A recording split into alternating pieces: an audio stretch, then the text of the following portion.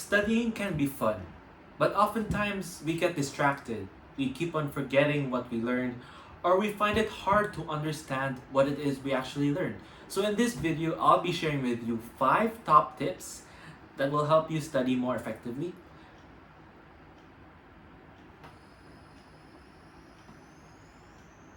And let's get straight into it.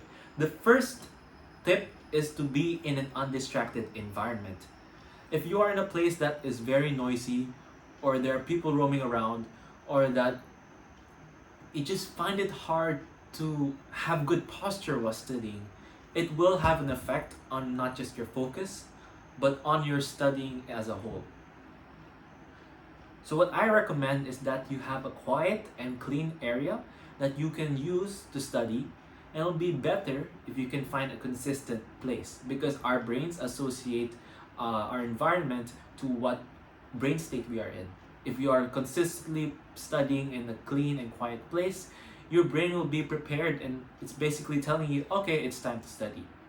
Now, one study showed that people that studied in the library were more likely to pay attention better and were more likely to have higher grades, because in the library, the environment is similar to that of an exam hall. So therefore, the researchers proved that studying in the library is more effective. The second tip is listening to the right music. You want to be able to listen to something that isn't distracting. And that means no to any songs with lots of lyrics, such as rap or rock or pop. Okay, if it helps you, then maybe go for it. But for the majority, it will not, because most of studying is based on reading or listening to words. When we're listening to music that has words, it's going to be hard to focus on both of them, if not either of them. So you want to be able to read or listen, you want to be able to listen to music that is binaural beats, classical music, or electronic music. I chose these top 3 because research has shown that classical music increases brain activity, especially in learning new things. Binaural beats also increases focus and gamma waves, which are the brain waves that help you think more critically. And as for electronic music, it's just because I happen to listen to those kinds of stuff. There is a playlist on Spotify called Flow State, and I've been using that consistently. And tying that with my habit, every time I press play on the same playlist, listening to the same song, my brain is prepared to study. So another suggestion is to go on brain.fm. So brain.fm is scientifically researched to make you focused and not distracted. They upload free videos on YouTube, but they also have their own website/app where you can listen to them indefinitely. They have an array of different music. This video isn't sponsored by Brain.fm, but even if, I highly recommend it. It's only around $6 a month, but its returns are very worth it. And if you still don't want to pay that $6 a month, you can just watch it on YouTube. I mean, you can just listen to the music that they put out on YouTube. Either way, it's a win-win. The third tip, which is very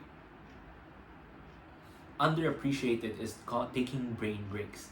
The reason is because 1, not enough people take brain breaks, and 2, they're doing it wrongly. So when should you take brain breaks? The answer to that is it depends on you. You see, different people have different attention spans. Some people can focus for 2 hours straight without stopping, and some people can only focus for 1 minute. And what matters to you is you know how much your attention span is right now, and when you just go a little bit more than what you can focus on, when you realize you're starting to pay less attention, or that you find it hard to read and you've been reading the same line again and again, or you feel that you're getting slower cognitively, then that's the time you should take a break. My suggestion is, instead of taking countdown timers, you take count up timers, where you take or you use a stopwatch instead of a timer. So you will be able to know how long does it take before your brain fries. So when that happens, you want to take at least a 5-minute break, and you want to do it correctly.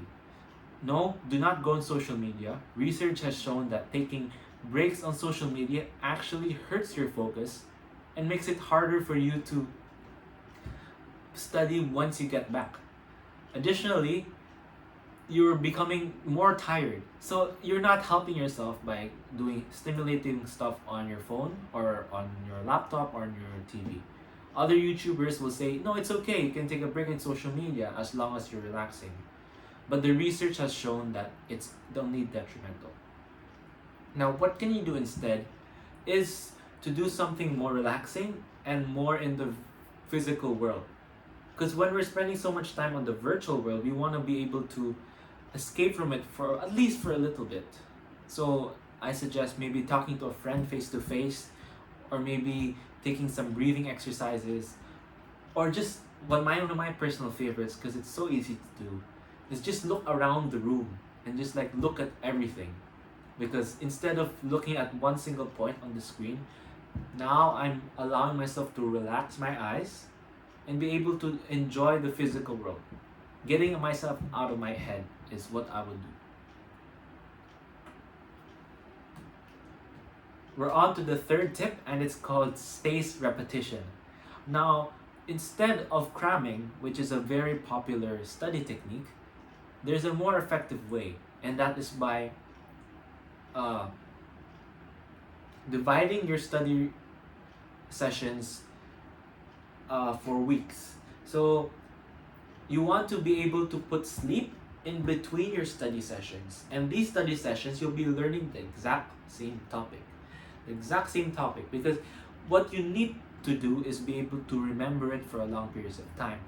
But there's this thing called the forgetting curve, in which we forget the things over time. In order to disrupt this forgetting curve, we want to put revisions and space them out exponentially so that we'll be able to remember them in the long term. I'll make a full in-depth video of spaced repetition in the future, but for now, just remember to repeat your studies and space them exponentially. Another reason is because sleep is very important. When we are asleep, we have two stages: rapid eye movement and non-rapid eye movement. In rapid eye movement, or REM sleep, our brain is putting together the different ideas and connecting the dots. Have you ever experienced a time where you were having a hard time solving a problem, and then when you woke up, you found the solution to it? Or maybe you were practicing something, you're practicing your basketball skills. You weren't doing much of it, but then the next day, you're more able to do it well. That's the power of REM sleep. Your brain is working harder while you're asleep than when you're awake. So I mentioned there are two types, REM and non-REM. In non-REM, you are in deep sleep, meaning that you are resting and recharging. You're making yourself energized for the next day. That's why after a good period of sleep, you feel more energized and ready to take action.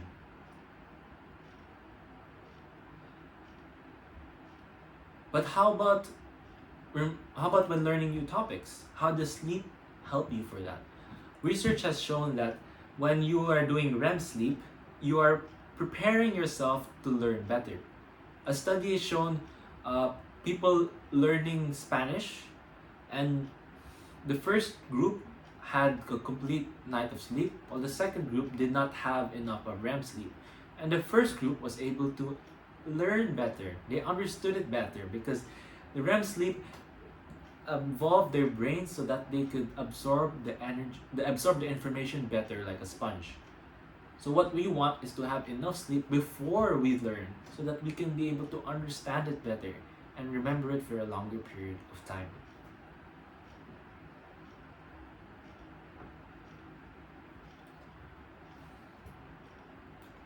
And now for the last tip is, whatever you do, focus on understanding first. If you don't understand it, there's no point in memorizing it. Because one, you'll be less likely to remember it in the long term, and two, you don't know why you're memorizing it. Our brain is good for thinking, not storing things. And I know you're supposed to store information, but our brain is really good at connecting the dots and being able to find patterns to make us prepared for next time. So if you know a random medical fact about a very random blood vessel, but if you don't know what it does, you don't know why you need to know it, you don't know how you can apply it, it's going to be harder to recall that information. So just think of a tree. If you want it to have a lot of branches, it needs to have a strong central root and a strong trunk. Only then will you be able to find a tree with a lot of branches that are very large and long and covers up a lot of space. In the same way, you want to have a mastery of the foundations, a clear understanding on the around 20%, the 20% basics, so that you can be able to learn the 80% supplementary materials.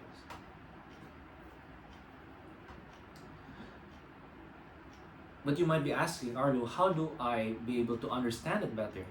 The number one tip is for you to teach it to someone else, particularly someone else either on the same level as you or someone who doesn't know the topic.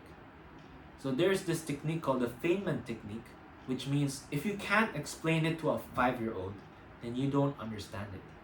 It's because if you can't use simplified words or mannerisms, you don't really know how you can understand it yourself. So I find it very satisfying. So whenever I have a hard time learning something, I try to teach it to someone. And whenever they have questions, it kind of fills in the holes. Because sometimes they ask me questions and I don't know the answer to it. So at least now I know, oh, I should be able to figure out this. But if you don't have someone to teach it to, you can teach it to yourself. So there are times where I just speak to no one. Like I'm trying to understand a concept that I find hard to understand. I'll just speak out loud, even though I'm the only person in the room. And every time I have a mental block, like I don't know what the next step is, I go on Google or I go on my notes and see, okay, what do I do next? What's the next step? How do I do reduction or oxidation? What is the electron transfer? So you have no excuse. You can just talk to someone or you can just talk to nobody. And then just fill in the gaps with the information that you have. The second technique, if you're not so much of a fan of teaching other people or teaching the air, you can do practice testing. Practice testing is highly effective because it allows your brain to think, and when you think, even if you got it wrong, you're more likely to understand it and memorize it. So if you're taking your IGCSEs, they do take past papers. If you're taking your SATs, also do past papers. But if you're not taking any international exams, that's fine. Just go on some random website, maybe Khan Academy. There are lots of content and resources out there that can help you test yourself. And if you don't, my favorite tip is whenever you go to a lecture, don't take notes, take questions. So every time a teacher asks you, okay, mitochondria is the powerhouse of the cell, don't write that. Instead on your notes put, what is the powerhouse of the cell? Then if you have Notion and use the toggle tab, you can put the answer when you get home. So it's kind of like you're testing yourself the day when you get home. So every time you want to revisit that Notion page, you have to recall it. So you're more likely to test yourself. And the last strategy I want to share for understanding is expressing it through video or an article, like I am on this one. I sometimes forget these tips. I sometimes don't do them. But by explaining it to you on video, I think I'm more likely to remember it. Because if I can't explain it, I don't understand it. So that's the 5 tips on studying. I'm glad that you were able to watch until this far. It was a fun time it was fun sharing these tips. So just remember that hard work and studying hard isn't enough. You need to be able to study smart and do the right things. Even though you make mistakes or you forget about these tips, it's okay as long as you're learning from your mistakes. So these are only some tips that help you with studying, but these are like the most important in my opinion, which is why I made this video. But if you want even more tips, or if you want to be able to see how I study, then consider checking out the channel. I will post more videos about this, more study tips, more in-depth explanations, and also some study vlogs, so that you get to see that I'm doing what I'm preaching. So if you're into that, check out the channel, and I hope that this video was helpful for you. See you in the next one.